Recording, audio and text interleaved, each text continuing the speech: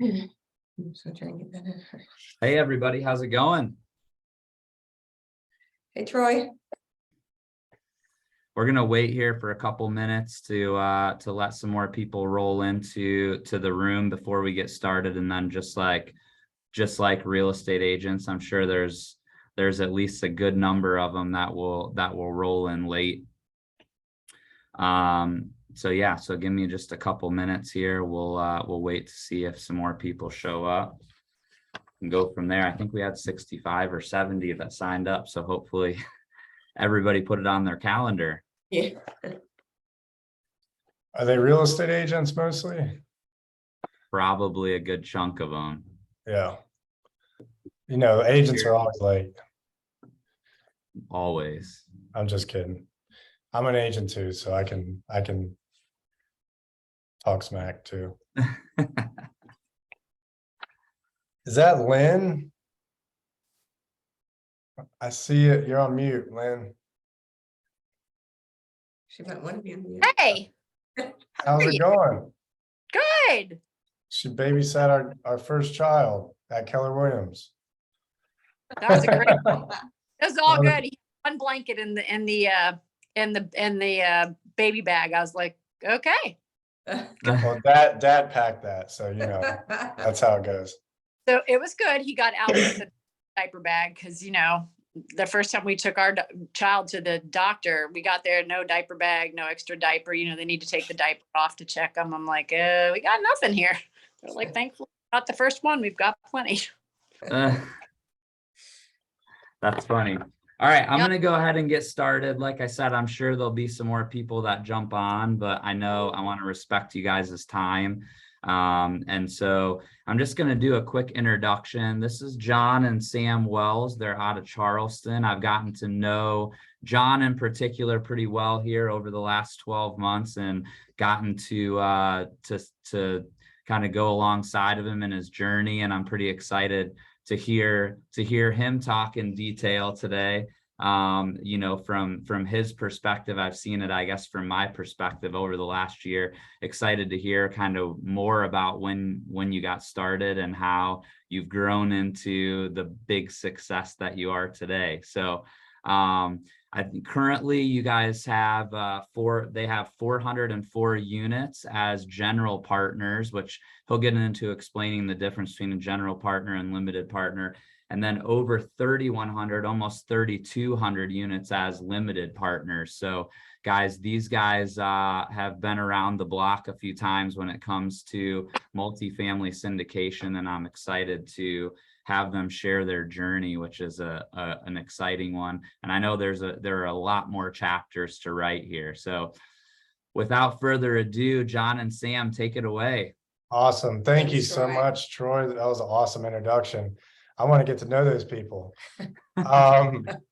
So like Troy said, we've only been doing this for just over 3 years. A major amount of success in those 3 years. Our intention here today is to share with you and get across that you can do the exact same thing if it's something you're interested in. And what we're going to talk about is buying 100+ unit apartment buildings with no experience and no money. So like Troy said, my name is John Wells, and I'm the CEO and asset manager for Legacy Link. This is my beautiful pregnant wife, Sam Wells. Hey, I'm Sam. I am the director of acquisitions and mother of our 2 children, 1 on the way. And I got tricked into doing multifamily. It's the best thing that ever happened to me. I'll share with you guys a little bit about that later, but glad to be here. Thanks for joining us.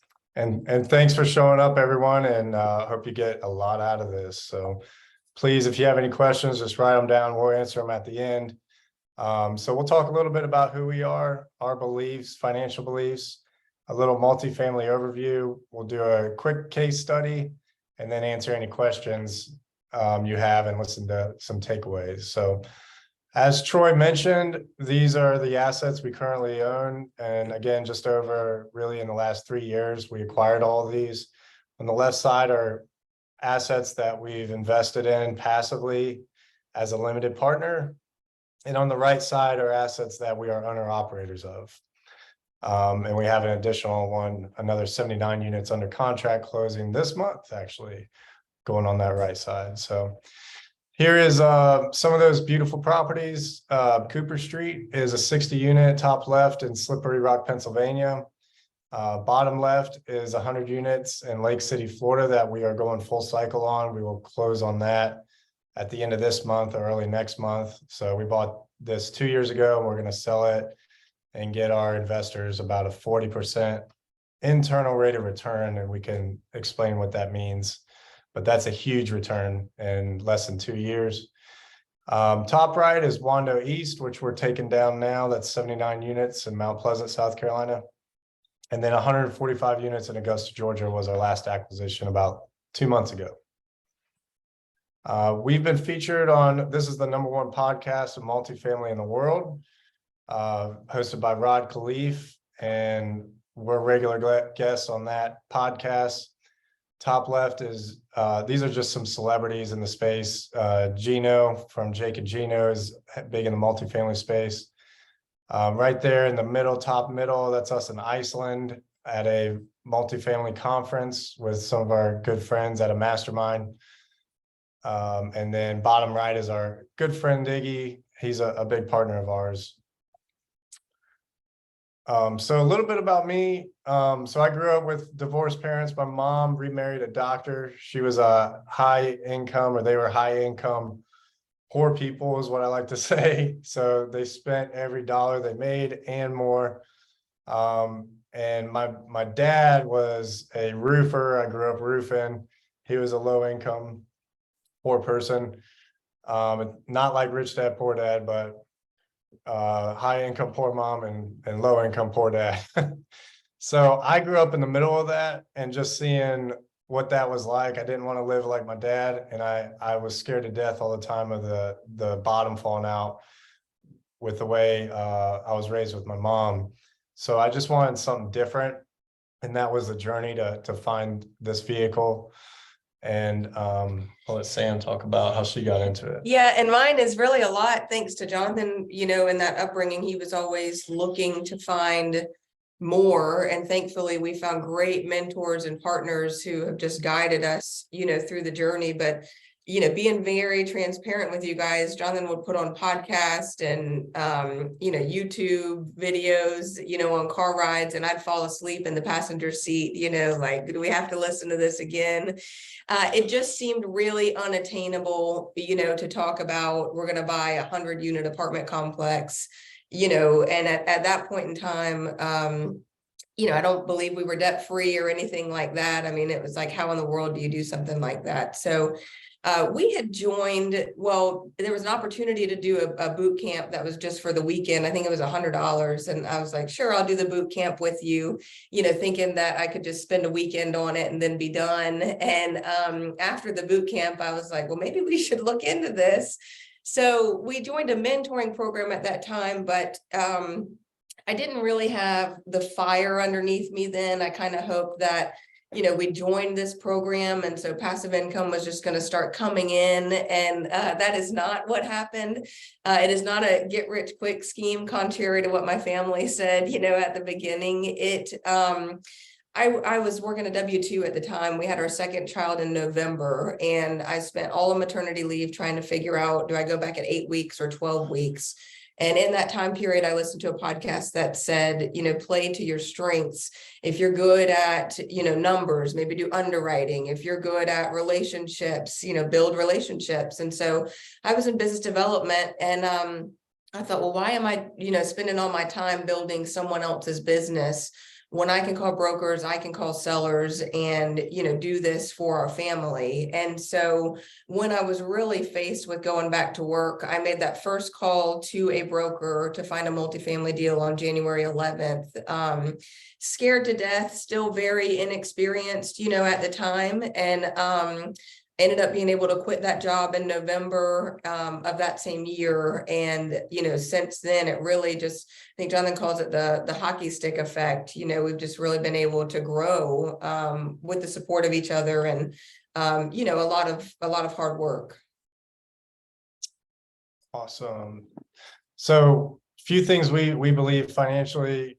the most important things in our lives are our health, wealth, and relationships. The wealth makes having good health and good relationships a whole lot easier. We do believe wealth is measured in time, not in dollars. Our biggest takeaway from Rich Dad, Poor Dad. Time is a commodity. It's non-renewable resource, so we have to utilize it to the best of our ability. Money is renewable. We can always make more money. Whoops. So money is important, and we should focus on it and not be ashamed to be wealthy.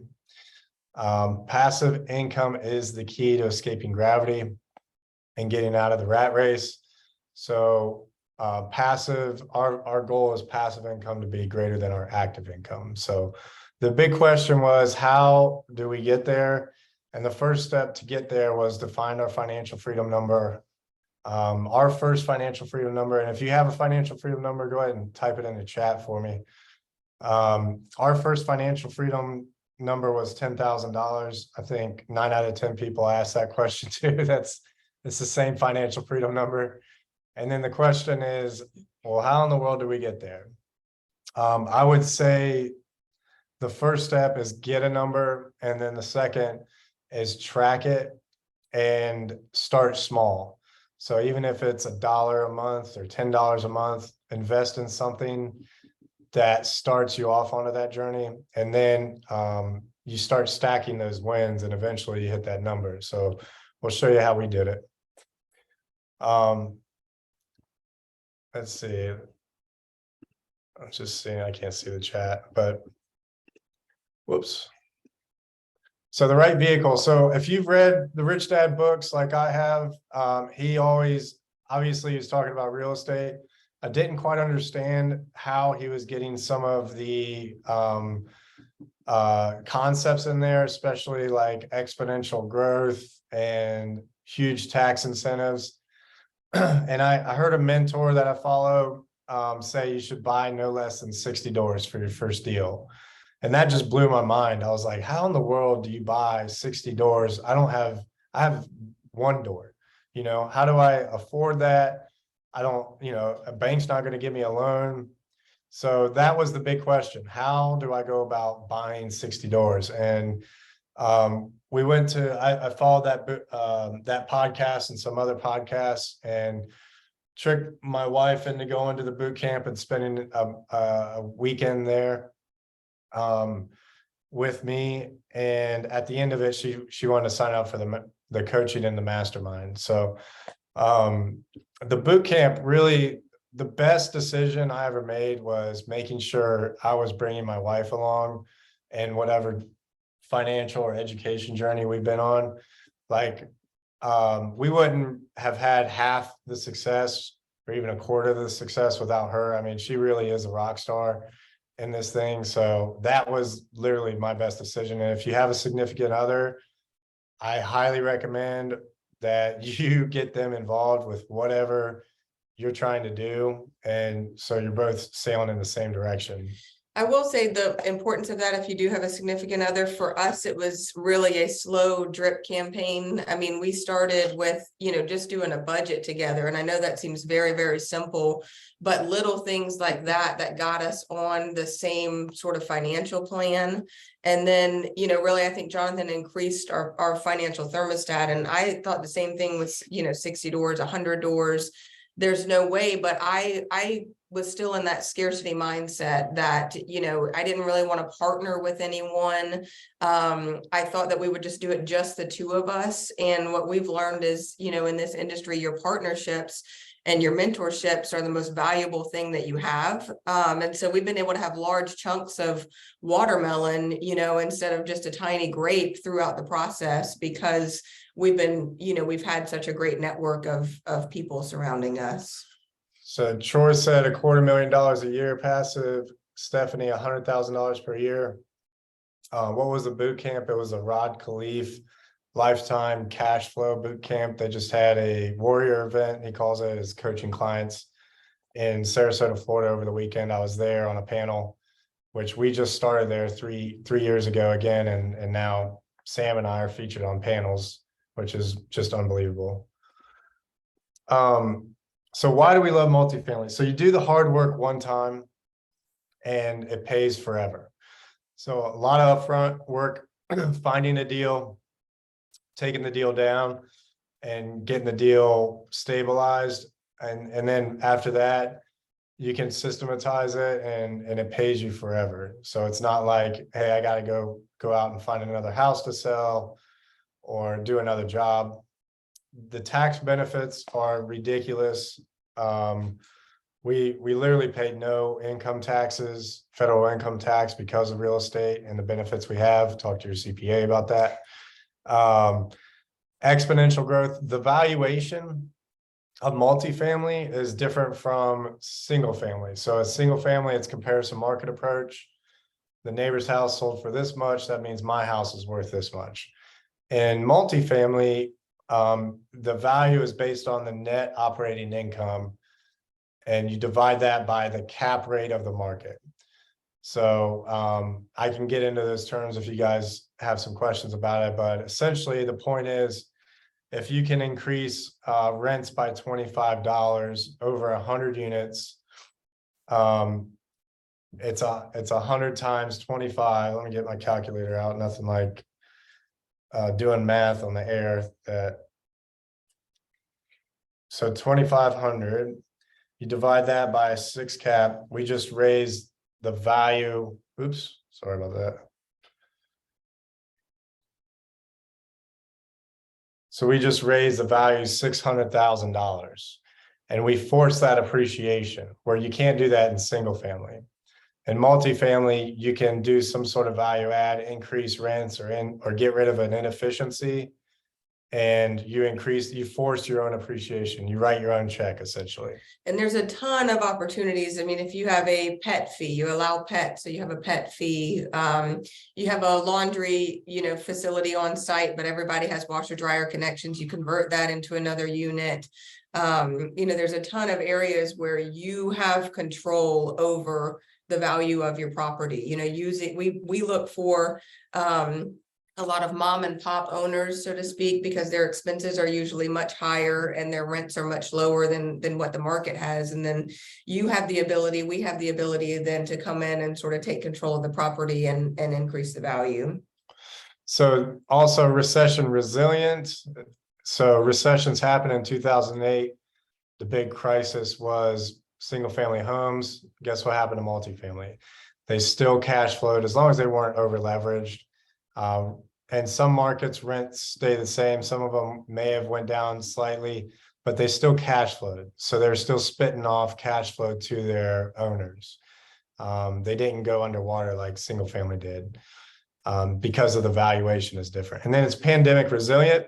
When we had the pandemic, every business got shut down, including grocery stores. People were told to do what? Stay home, right? So that plays right into our hand as home owners or unit owners or door owners. So they want, people want a nice place to live because they're spending a lot more of their time there. They couldn't shut down multifamily housing. So it is the most sought after commodity right after food and water. We need shelter. So, and it cash flows from day one. So when we buy a business, when you buy a multifamily asset, you're buying a business essentially, and it cash flows from day one. That's what you want in a business, right? So if you're building a business right now, the hardest thing to do is to put all your energy into it and get it off the ground and make it self-supporting. This is like buying a running, well-oiled machine from day one. So you don't have to go through all that effort and pain. So I'm going to go through one of our typical deals here. All right, so this is a deal we closed at the end of July in Augusta, Georgia. It's 145 units across 2 different assets. These are some of our partners, just friends of ours. We're looking for people that we really get along with and have a good time with and have high integrity and work hard. That's one of the biggest things too, when I talked about earlier about the network, is there when you're in business with someone, something is always going to go wrong in multifamily, even if it's small, you're gonna experience hiccups. We had a very difficult time. This was right when, interest rates started increasing rapidly. We had a very difficult time in, getting this one to the closing line. And at that point in time, you find out kind of who your partners are. And your true colors come out, and the importance of really good partners and kind of vetting that prior to jumping into a deal is huge. So this is, excuse me. This is one of the units or one of the assets, the unit mix on it. And the rents, just a little overview of it. And then same thing with the other asset, 75 doors with the unit mix. And this is the number one thing that we look for when buying an asset is the location. So we buy the market first. Typically, the most impressive cash flowing deals are in the worst markets and cause a lot more headaches than they're worth, and they're a lot riskier. So we want to buy good located assets in A or B areas. One of the ways we determine that is job growth, career diversity, average home price, income, Population growth. yeah. And I'll say this is one of the things where if you can just get it down the fastest, that if the market does not pencil, put the deal down. I started calling brokers, I'd get deals sent to me. I have a lot of energy and excitement about me when I think I found something, and I'd take all these numbers to Jonathan, and the first question he'd say is, well, how's the market that it's in? And I'd start explaining all this stuff about, well, it doesn't check this box, and it's like, no, it's not going to work. You'll save yourself a ton of headaches. One of the things right now, especially as we move into, impending recession, uncertainty surrounding interest rates, the biggest thing is, how is the market, that an asset's in? And so you will just save yourself a tremendous amount of headache if you're already investing, in the right areas. And you'll also limit the amount of time and work that you put into something, trying to make something work that you really never should have looked at to begin with. Perfect. So one of the ways, those metrics that we just mentioned, job growth, population growth, et cetera, those are important to look at from a variety of different sources. Another way that we look at things is big Fortune 500 companies, when they're moving into the area, we like to see that. They have way bigger research budgets than we do. And when you got a Starbucks a block down the road, and an Apple store, it's kind of self-explanatory. Those are kind of big deals when buying a deal. So this one has a couple Starbucks near it. The Apple store is literally right down the road. And yeah, so it's a good market. I'm going to just skip through these. So we're talking about jobs here. This right here is a pitch deck we put together when we're looking for raising capital and pitching it to investors. So this is everyone's favorite slide. Let me stop you for one second. When he's talking about investors and raising capital, earlier on, we showed how many doors we had as a limited partner and then a general partner. And I don't know who knows, what. So a limited partner is literally a passive investment into a deal. So we've invested in many assets that aren't our own for the tax benefits and the passive income. And then the general partnership is who is actually running the day-to-day operations and working together, doing the asset management, working with the property management. And so when the pitch deck is for what we present to the limited partnership. Perfect. So we do our projections on a 5-year sale, very conservative projections. So I'll start with the bottom right. So minimum investment on this deal was $50,000. So if someone wanted to be a partner on the deal, they would have to put in at least $50,000. And you actually, when you invest in something like this, it's a private placement and you actually become a partner. You're an actual owner of the deal. So you get all the tax benefits of owning real estate. We do aggressive cost segregations and bonus depreciation, so everyone can take advantage of that. So that's what's really cool about these deals. These deals aren't the only place you can find them unless you know someone is on the public market as a REIT, which you don't actually own the property in a REIT. It's more like a mutual fund. So up top above that's an 8% preferred return. So investors would receive the first 8% of returns before anything is split with the general partners. It's on a 5-year hold, like I mentioned. So cash on cash is the return throughout the year. So we do monthly distributions. Let's say you invested $100,000, you would receive about $8,400 a year in distributions. Okay, and that's paid out monthly. So 8,400 divided by 12. You'd be getting that every month. And then the AAR is the average annual return. So that would be on if we sell it in 5 years, that would be the projected return right at 20%. So if you add up your cash distributions plus the windfall of money when the sale happens, they would add up to a 20% year over year. So on $100,000 over 5 years, so 20% times 5 years, that's 100%. You would double your money. So that's a 2x equity multiple is what we call it. If you have any questions about that, please put it in the chat. We'll answer them. All right, so these are how we're going to add value or increase the value of the property and get those kind of returns. On Oakwood, the 70 unit, these were the average rents, ridiculously low. We're already achieving rents at this level. So this was supposed to be over an 18-month period. And we're hitting these rent numbers in month 4 right now. And higher than the others. Yeah. So, whoops, I don't know why it keeps doing that. So same with Cedar Ridge. We're above those numbers as well. So this is an instance where we found a property, or Sam found 2 properties. Bring your wife along with you. Found 2 properties that were well under market.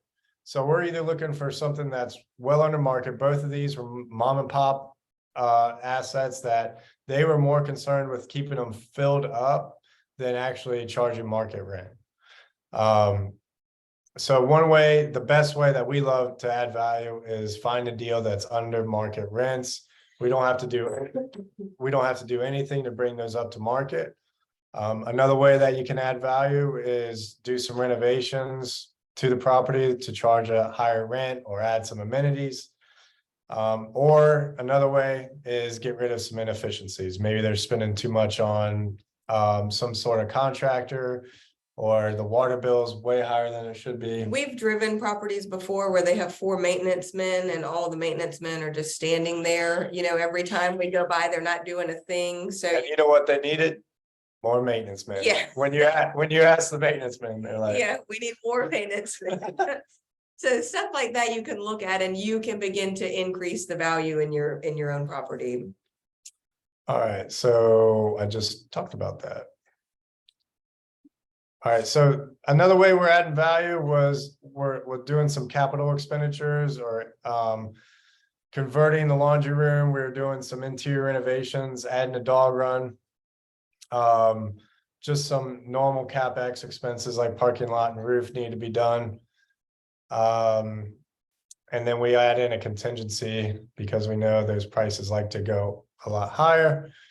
By the way, we're already achieving those higher rents, and we really haven't done any of the value add that we've intended to yet, other than doing some heavier lifts on some of the turns. So we spent some of this interior budget, probably about 20% of that so far we spent, and we're already above our pro forma. I'd say Jonathan and I are conservative, but some of the value again in those partnerships, our partner Iggy is ultra conservative. I mean, we have also 4 months in, operating reserves that pays for every single expense, the mortgage. If the property doesn't make a dime, we have 4 months of expenses and mortgage, covered. We've got safety mechanisms in place. We knew we wouldn't use the bulk of this money, but we have it in case we need it.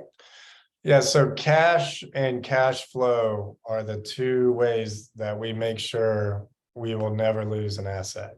So as long as we take care of those two things, we have a very safe and secure investment. All right, so this is a little bit about financing. Wouldn't you like to get that interest rate again? So down payment was $2.5 million.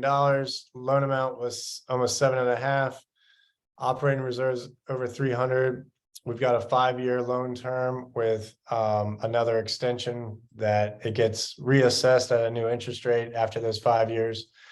And then we actually have 14 months interest only on this instead of 12, which helps with our cash flow initially. This is an example of what the underwriting looks like. So Sam really dives deep into this and make sure these numbers are as close and conservative as we can possibly get them, and we can hit those projections. And then these are the returns, an example of a $100,000 investment, what the cash flow would be in year 1, year 2 through 5. And then if there was a sale in year 5, you would receive a windfall of 184,000. So a total return of 226. So a 2.26x equity multiple. So this is what we spend some of the money on. We bought it at 9.7. Closing costs are almost 300. Acquisition fees over 300. Our reserves, and then our CapEx budget. So we raised a total of, on the left side, we got a loan for 7.3, and then we raised $4.2 million in 72 hours. The way we do that is have a good partnership and a good team involved. So, whoops, let me go back to that. Sorry about that.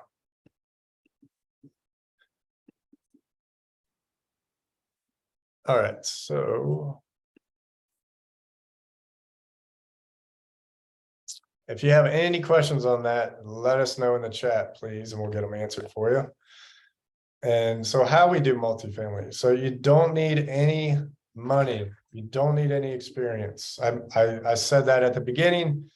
You saw all that amazing stuff and you're like, well, how in the world do you do that without a bunch of experience and a bunch of money? So what we do for experience, so the banks, when they lend on one of these multifamily deals, they don't look at it like they look at single family.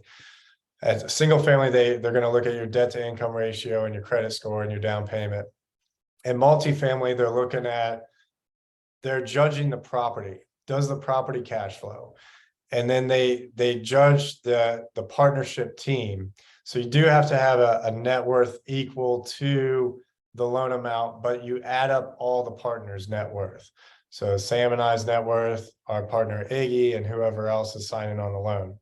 So that's really it. You just need that net worth, and you can use anyone that has experience in this industry to partner with. This is a team sport. You will have to partner with someone, no matter how much experience or how much money you have. If you're not partnering with someone, you're not doing it right, and you're not being as efficient as you could be with it. That's the one thing, like I said earlier, that limited me from the beginning, because I was just nervous, like we were going to give away something, that should have been ours. But really and truly, you're able to excel so much more quickly because you just do what you're good at. If you're not a numbers person and you don't want to look at an Excel sheet, then underwriting is probably not what you want to do all day. So use a partner, for that piece. And for me, I think one of the biggest takeaways for something like this is that if someone like Jonathan and I can do this, then literally anybody can do this. And I say that, to be funny, but really not to bash us, but to say that, it is so possible.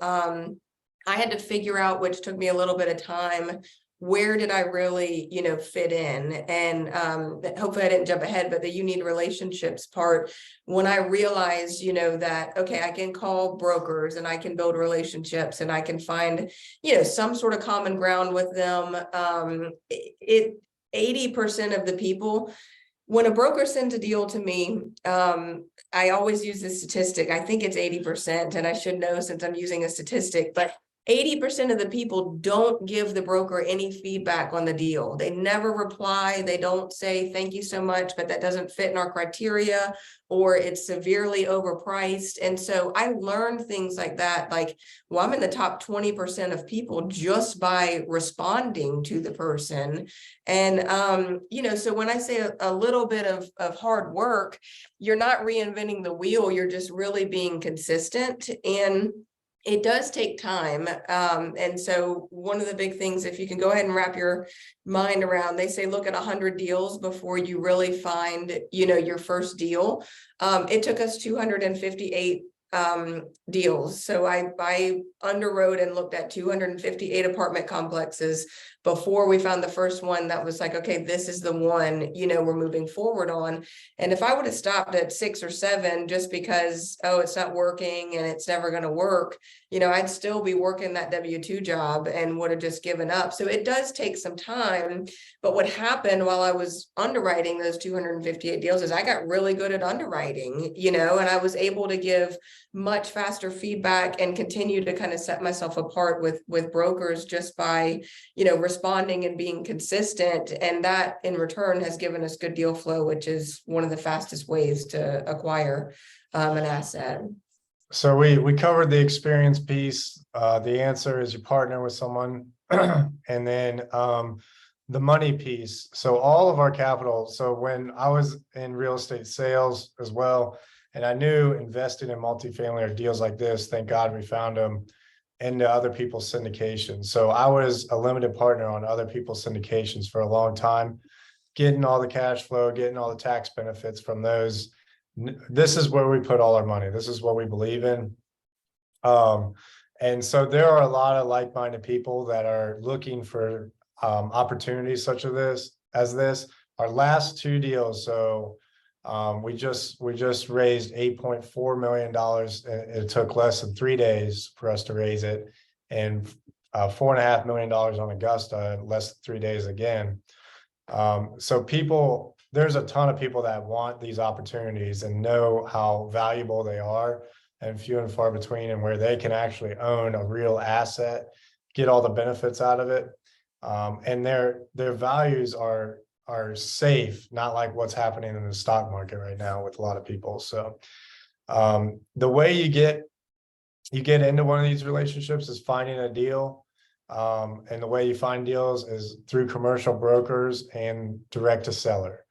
So if you find a deal that's like the best way you can get on and take down your own property, you could take it to a syndicator or bring it to Sam and I or someone like us, and we'll do all the rest. And you're going to get ownership as a general partner just for bringing the deal.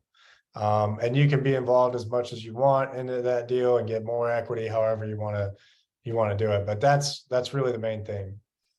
That's one thing Jonathan would always say, just find the deal. And I'm like, but it's a $10 million purchase price. I don't understand, and if you find a deal and the numbers work, there's a ton of people who are ready and willing to, work that piece out. It's really expanding the thinking to say, as we said earlier, how can I make this, work, instead of, oh, well, that'll never work. I don't have the X, Y, or Z. So I always say it's a 3-step process. And if you want to do something like this, get on a partnership, get on a limited partner, invest passively into someone's deal, then get on a general partnership. However, either finding a deal or helping out with some sort of asset management part or raising capital. And then once you do that and you get on a general partnership, you will have the confidence to take your own deal down. That was our path. So let's see.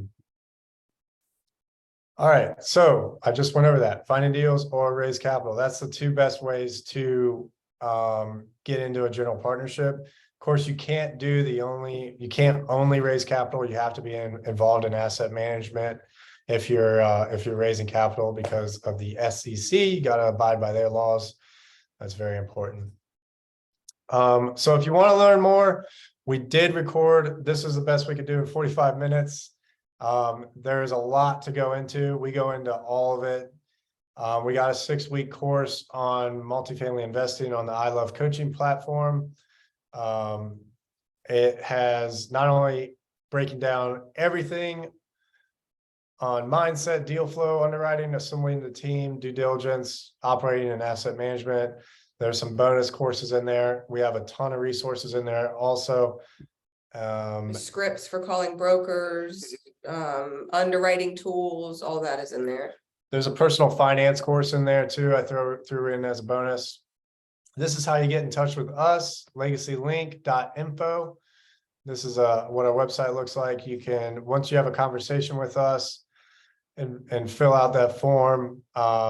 If you are interested in seeing our future deals, we can talk about that. This is an example of one of our offerings and what that would look like if you have any interest in ever investing in one of our opportunities. So there are the QR codes to get connected. The one on the left is the 6-week recording of multifamily lifetime cash flow through multifamily, and then Legacy Link on the right. To get in touch with us. We'd love to have a conversation with you and build a relationship any way we can, either help you take a deal down or invest in a deal. So let's go to the comments section or the chat section. Anyone have any questions? Please stop the sharing. No, I'll leave it up there. We can't see the chat if there are any questions coming through in I'm the working on chat. it here. I don't think there are any questions in there as of yet. One of the things that I think you guys talked about that I thought was super interesting, and I think most looking at the people that are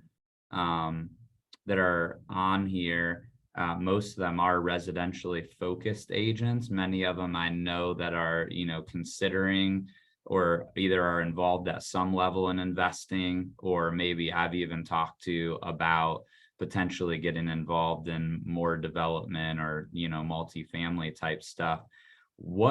I'd love to hear a little bit more detail on the residential versus commercial valuations, because I think that's such an important distinction in terms of even when you're dealing with smaller multifamily, it's still more of that, like, well, the place down the road sold for XYZ. And I think that is such a huge opportunity in, listening and looking at analyzing some of these deals with you guys, that you guys are really able to find these properties that need that improvement and just really, really add to the value of something quickly. And then Tom did ask real quick in case he has to go. So if he finds a deal, he should just call you. Yes. You are welcome to do that. Or if you have questions prior to, also there's a lot to take in. So you're welcome to call us even before you find one. One of the things I encourage you to get educated on this stuff too, because there are deals out there all over the place. We don't have a shortage of deals. The problem is we really they need to be underwritten first, and that first overlook done. We don't have the time to underwrite all the deals. So if you can get educated and learn how to underwrite it, no matter what, if you're investing passively or looking for deals, you're going to need to learn how to underwrite. And that's how to look at the market and how to underwrite to an investor return. There's a quick analysis, which I think will be too much to go into, but we call it the 2-minute analysis, which is where we take the total, rent times the units times the months of the year, get the total rent, take out vacancy, divide by 50% for expenses, divide by the cap rate, and we get a quick, value.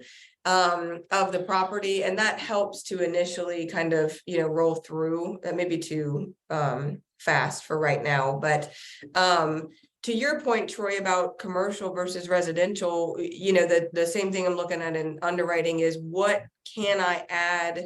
First thing I want is the financials from the property. I want the rent roll and I want the T12, which is their, year-long P&L, profit and loss statement. And in that, I'm looking at, where are their rents right now compared to the market? And then what are their expenses right now compared to what I probably know, the market expenses.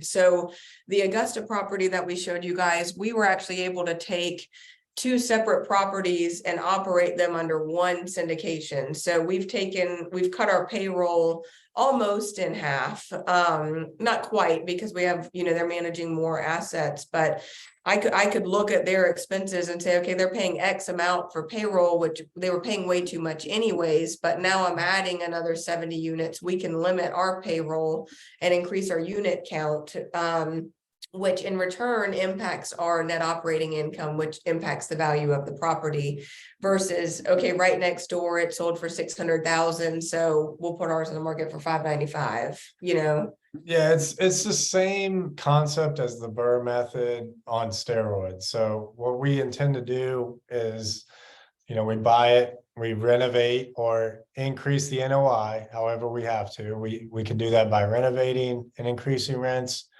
getting rid of some sort of inefficiency.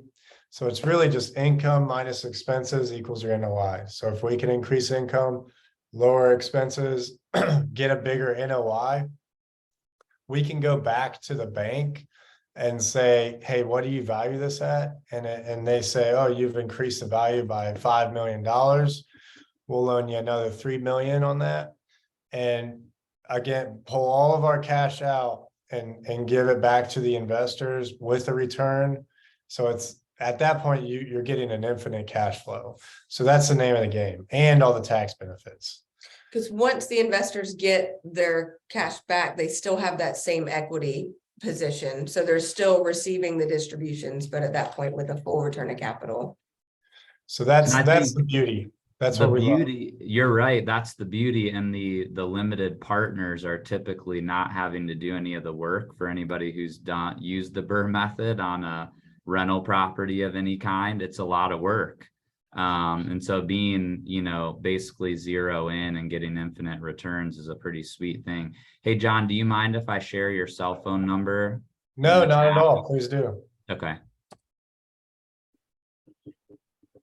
Somebody else asked, are there any guidebooks? Obviously you mentioned your course, which I would say should definitely be a place that somebody should look at. But are there any other books or resources that you guys have used other than your mentorship program that somebody could pick up?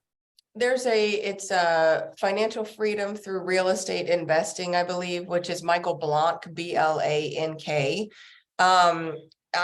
So we joined Rod Khleif's coaching program. And so obviously we love Rod Khleif. I listen to a lot of Michael Blank's podcasts. That's who I use for my underwriting tool. But his book, I didn't know how to write the first commercial offer, so here I am calling brokers. And then I think I have this deal. Well, what do I do now?